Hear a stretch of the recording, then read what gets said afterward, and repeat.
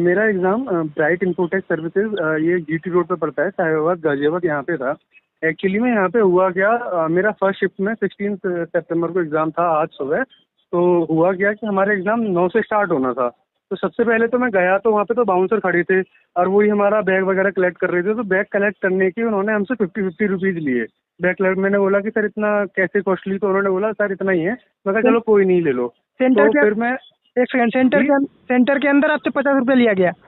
हाँ, सेंटर के बाहर ही वो बैग सबमिट कर रहे थे, सेंटर वाले ही थे, वहाँ बाउंसर खड़े थे। जी उन्होंने 50-50 रुपए हमसे बैग सबमिट करने के लिए। जी। अब उसके बाद मैं अंदर जाता हूँ तो अंदर चेकिंग वेकिंग होती है, वही नॉर्मल जैसे पहले होती थी।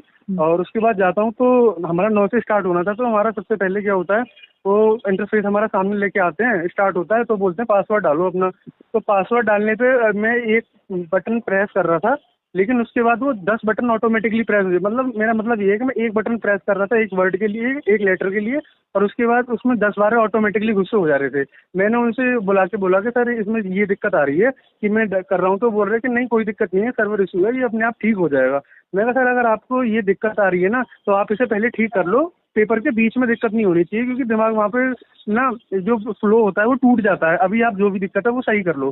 तो उन्होंने बोला नहीं नहीं सब कुछ ठीक है हमारे यहाँ, ओके है, और आप एग्जाम दीजिए। पासवर्ड फिर उन्होंने पता नहीं कीबोर्ड से डाला मेरा, और पहले बोल रहे थे कि माउस से बटन प्रेस करो, जो स्क्रीन पे कीबोर्ड आ जाता है, उससे नहीं हुआ तो उन्होंने कीबोर्ड से करा, फिर कुछ नहीं हुआ हो जाता है। तो सबसे पहले हमारा 9 बजे एग्जाम स्टार्ट होता है। तो मैं जीएस अटेम्प्ट करता हूँ, जीएस अटेम्प्ट करने के बाद इंग्लिश के सेक्शन पे होता हूँ, पैसेज पढ़ रहा होता हूँ। तो उस पर क्या होता है कि मेरे 45 मिनट बचे रहे होते हैं पेपर में। तो तभी अचानक से क्या होता है कि स्क्रीन वाइट हो जाती है। अब स्क्रीन वाइट हो जाती है तो मेरे 45 मिनट बच रहे थे उसमें। तो सबकी पहले मेरी होती है, फिर सबकी होने लग जाती है। तो सब बोलते हैं सर ये हो गया।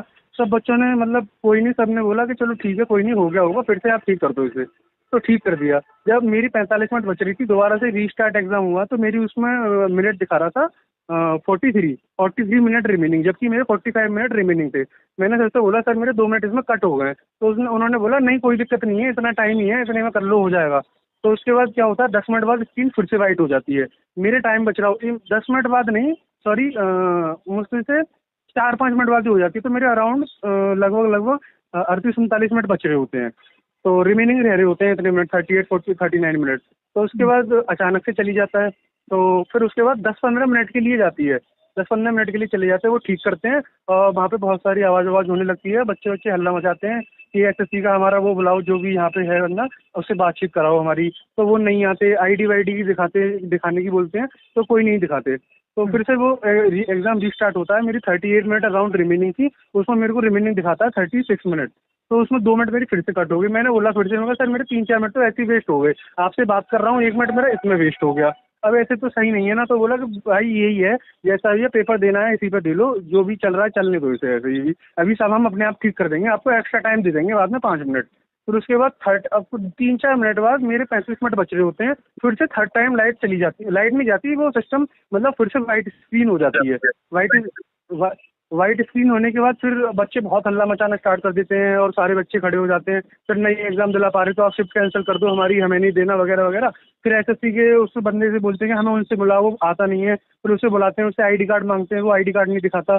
मैंने बोला आईडी कार्ड दिखाओ, फिर उन्होंने आईडी कार्ड दिखाया, दिखाने के लिए हमें अंदर ले जाते हैं, बट वो आईडी कार्ड दिखाते नहीं है, हमें उधर से भगा देते हैं। और वहाँ पे जो अंदर जो भी लोग थे वो भी हम पे चिल्ला रहे होते हैं कि चुपचाप बैठ जाओ, ये वगैरह वगैरह। फिर उसके बाद वो बोलते हैं कि जितना आपका टाइम रिमेनिंग था, जितना सबका, वो आपको सबको दोबारा से मिल जाएगा टाइम, उतना 35-30 मिनट जिसकी बच रही है। बट बच्चों ने आवाज़ करी कि नहीं सर हमें पूरा टाइम चाहिए, हमारी मेंटल स्टेट खराब हो चुकी है, हमें पूरा टाइम चाहिए, हमें दिक्कत हो जाएगी। तो एनी हाउ मतलब 15-20 मिनट बाद वो बोल देते हैं कि चलो ठीक है हम तुमको पूरा 1 घंटा देते हैं। तो वो हमको 1 घंटा देते हैं। बट वहाँ पे कुछ बच्चे ऐसे थे जिनका आईवी का एग्जाम था, जो इस सेंटर से लगभग 40 से 50 किलोमीटर दूर था, और वहाँ पे 11:30 बजे रिपोर्टिंग बंद थी आईवी के एग्जाम की। तो बच्चों ने बोला सर आप 1 घंटे का एग्जाम करा रहे हो, ये गलती आपकी है कि आपका सर्वर खराब चल रहा है, हम तो टाइम सोच के आए थे ना। वैसे भी हमारा सेम डे एग्जाम पड़ गया कि 9 से 10 पेपर हो जाएगा और टाइम से पहुंच जाएंगे। अब आप 10:45 10:50 से आप हमारा, सॉरी 9:45 9:50 से आप हमारा एग्जाम करा रहे हो, 1 घंटे होगा 10:50 या फिर 11 तो यहीं बच जाएंगे, 11:30 बजे हमारी एंट्री बंद है, हम वहाँ कैसे पहुंचेंगे। बोलते हैं ये हमारी जिम्मेदारी नहीं है, ये आपकी जिम्मेदारी है। बच्चे बोलते हैं सर आपकी जिम्मेदारी क्यों नहीं है, सर्वर आपका खराब है, हमारा थोड़ी ना खराब है। लेकिन वो नहीं मानते इस बात को। फिर उनमें से एक बोलता है ठीक है मैं रेस्पॉन्सिबिलिटी लेता हूँ, मैं आपको सेंटर पर छोड़ के आऊँगा जिसका पेपर है। तो बच्चे बोलते हैं सर आप हमें ये बात लिख के दे दीजिए कि आप हमें सेंटर पर छोड़ के जाएंगे, हमारा आईबी का एग्जाम नहीं छूटेगा। तो वो लिख के नहीं देता है और इसी बात से मतलब होता है, और बाद में जाके भी कुछ नहीं 1 घंटा दे देते हैं, उसमें भी अच्छे से मतलब ठीक है, थोड़ा हमें टाइम मिलता है, बट मेंटल स्टेट खराब हो चुकी होती है हमारी टोटली। तो ये सब हुआ वहाँ पे, उन्होंने लिखित में भी हमें कुछ नहीं दिया, रिटर्न फॉर्म में कुछ भी नहीं दिया, सब यूँ टाइम पास हो गया। एक तरीके से गुंडागर्दी चल रही थी भाई, कहना कहना तो मैं यही चाहता हूँ क्लियर शब्दों में, क्योंकि वहाँ बाउंसर बाउंसर उन्होंने बिठा रखे हैं और अंदर भी ऐसे ही ड्रामे, कोई कुछ लिख रहा है, आवाजें हो रही हैं पीछे, और क्वेश्चन भी रिपीट था, रीजनिंग के क्वेश्चन में 2 क्वेश्चन सेम थे। तो ऐसे ही ड्रामा हुआ, आज का पेपर कुछ ज्यादा ठीक नहीं गया भाई।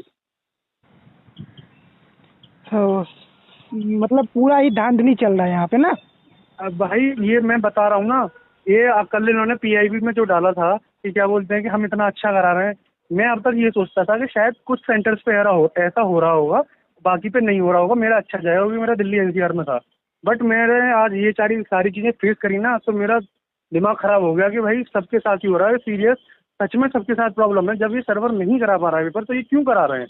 नहीं है भाई, कर दो, नहीं हो रहा बच्चों को, तुम इतना टाइम वेस्ट कर रहे हो, तुम्हारी वजह से दूसरे एग्जाम खराब हो रहे हैं बच्चों के, नहीं देने जा पा रहे, आप अच्छे से करा नहीं पा रहे, दूसरा अच्छे से करा रहा है तो वो बच्चे दे नहीं पा रहे, सारी गलती आपकी है, डाल हम पे रहे हो, पता नहीं क्या ही लगा रखा है। सबको भेज दो, सर वगैरह जितने भी हैं, अगर वो कोई एक्शन ले सकते हैं तो ले लें, नहीं लेते तो भाई ऐसा चल रहा है, ऐसा ही चलेगा, कोई कुछ नहीं कर पाएगा, कुछ नहीं हो पाएगा भाई। पेपर सबका ना, मतलब मैं बहुत ज़्यादा इमोशनल हो रहा हूँ, लेकिन यार सही नहीं लग रहा है, ये सब कुछ बहुत बेकार हो रही हैं चीज़ें।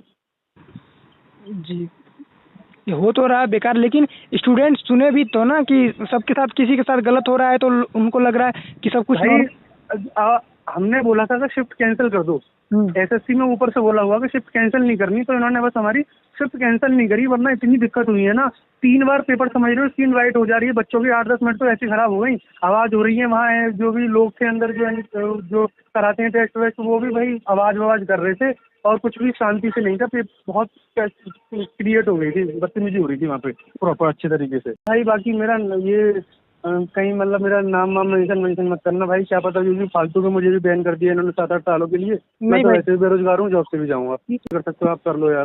ठीक, बाकी मैं 18 को आऊँगा, मैं 18 को यहीं पे हूँ, दिल्ली में ही हूँ। ठीक ठीक। ठीक है।